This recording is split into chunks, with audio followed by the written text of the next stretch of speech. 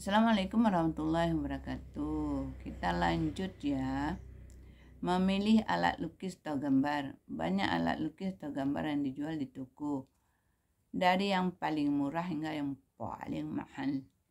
Karena kegiatan ini hanya sebagai dasar keterampilan dan pengetahuan anak, maka alat lukis yang digunakan hendaknya jangan yang mahal, tetapi memiliki kualitas yang cukup baik. Berbagai jenis ukuran kuas bisa Anda pilih sesuai dengan penggunaan. Anda bisa memilih kuas dengan tongkat pendek, nggak usah terlalu panjang, sehingga tangan kecil anak bisa dengan mudah memegangnya. Demikian pula dengan ukuran besar kecilnya kuas. Dianjurkan untuk memilih kuas dengan kepala lebih besar untuk anak-anak yang lebih muda, lebih kecil. Adapun kuas kecil membutuhkan pengendalian dan koordinasi antara pikiran, mata, tangan sangat halus, dan ini menyulitkan anak untuk memiliki kemampuan terbatas dalam mengendalikan tangan yang terlalu kecil. Namun seiring pertumbuhan anak, Anda bisa memperkenalkan kuas yang semakin kecil ya. Kalau tambah besar anak, kuasnya tambah kecil boleh. Untuk memperkenalkan kuas yang lebih kecil, membuat lukisan yang lebih detail. Hal yang sama diperlukan terhadap alat lukis gambar berjenis krayon. Boleh juga menggunakan krayon. Mulai dengan krayon pendek dan tebal. Setelah itu si anak memiliki pengendalian tangan yang baik. Kenalkan krayon yang lebih panjang dan tipis. Sangat dianjurkan untuk menggunakan krayon yang tidak mengandung bahan racun. Nah, ini di sini harus kita perhatikan bahwa krayonnya yang tidak berbahaya. Alat lukis atau gambar dari jenis spidol juga bagus untuk anak-anak karena memiliki warna yang cerah. Namun demikian, Anda harus membatasi jumlah pemakaiannya karena anak-anak sering membiarkan spidol terbuka tanpa tutup. Bila di sekitar terlalu banyak spidol, seiring dengan keinginannya menggunakannya seluruh warna yang disukai, Anda bisa menawarkan satu set spidol ke anak dan biarkan dia memilih 5 atau 6 warna yang disukai dipakai untuk melukis dan menggambar. Jadi jangan 12 warna dan terlalu banyak, ada yang 36 warna, kasih aja 5.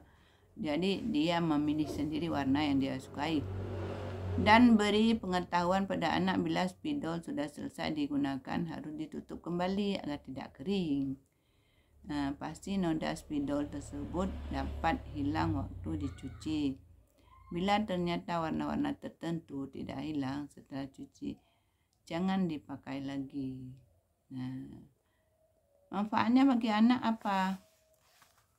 Dalam kegiatan melukis dan menggambar, semuanya bisa dilakukan dengan membuat sesuatu yang terjadi berdasarkan imajinasi anak ya. Mereka juga belajar mengendalikan tangan, mengkoordinasikan pikiran, mata dan tangan, serta mengekspresikan diri melalui seni. Nah, kalau anak-anak menggambar itu benar-benar yang menjiwai, dia tidak menoleh kiri kanan, dia asik sendiri. Mereka akan merasa bangga dan menceritakan apa yang telah diperbuatnya. Nah, biasanya kalau di taman kanak-kanak setelah dia membuat gambar, gurunya datang, gambar apa sayang? Ini terjadi komunikasi aktif di situ, dan kita tahu gambar yang dibuat memang kadang-kadang tidak menyerupai, tapi karena imajinasi anak yang kita komunikasikan, kita tahu gambarnya walaupun tidak menyerupai, namun di situ kita sudah mengetahui. Nah, kalau misalnya kita jadikan itu untuk jurnal, di situ setelah kita tanyakan, ini gambar apa, dia akan menyebut ini gambar kue donat, walaupun nanti di situ tidak mirip ya kue donat, ataupun memang mirip atau memang betul. Lalu kita bisa buat di bawahnya tulisan donat. Ini kita menggunakan huruf kecil, tidak usah menggunakan huruf kapital. Nah, di situ nanti boleh kakak atau boleh siapa namanya dibuat namanya ya satu lagi. Nah, seperti punya Bu Guru. Nah, dia akan meniru. Nah, di situ setelah dia melukis, menggambar, dia juga bisa meniru tulisan. Nah, itu mungkin nanti lama-lama juga dia bisa mengenal huruf dan menulis. Karena hari ini kita kan sudah tanyakan, ini gambar apa? Gambar donat. Lalu kita buat donat dan kita perkenalkan ini huruf apa? Huruf D, ini huruf O, ini huruf N, ini huruf A, ini huruf D. Bacanya donat. Nah, dia ulang.